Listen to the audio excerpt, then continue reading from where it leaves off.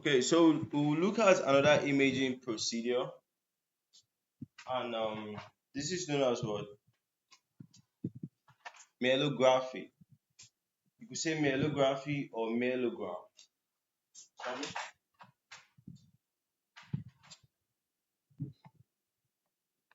Okay, so this myelography or myelogram is mainly just for the study of what the spinal canal, just to identify problems. Do you understand? It's just mainly the study of the spinal canal.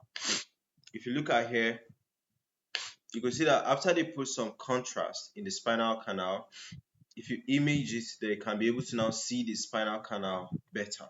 You get? So let's quickly look at this. We see that this myelography is also known as what? Myelogram.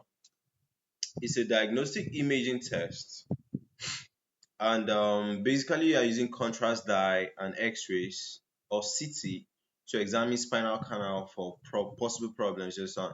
So here you could see that what they are trying to like put some they are trying to put some contrast, okay, into the spinal cord so that after imaging they'll be able to see the spinal canal better.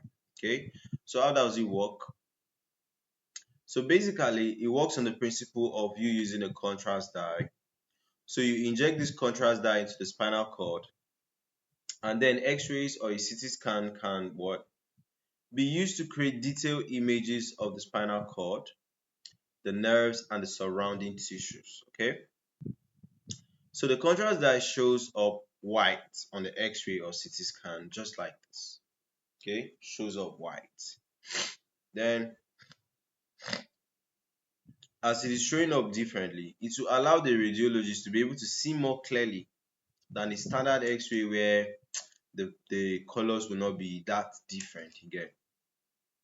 So myelography was used extensively in the past for diagnosis of disc prolapse and other spinal canal lesions. But as of now, it has been largely replaced by non-invasive methods such as what? CT scan, MRI.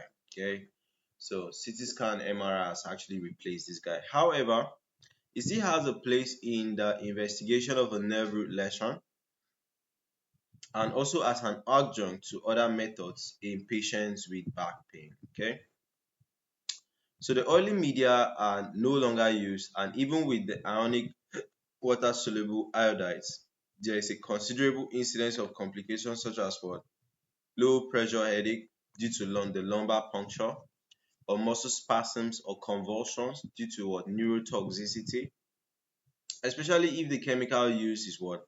Allowed to flow above the mid dorsal region. Okay, then there's also what? Arachnoditis, which is attributed to the what? Hyperosmolar of this compound in relation to the what? Cerebral fluid, cerebrospinal fluid. Okay, so arachnoditis is just inflammation of the what? Arachnoid layers. Okay, so I think basically that's just it for what? Myelography or myelogram imaging test.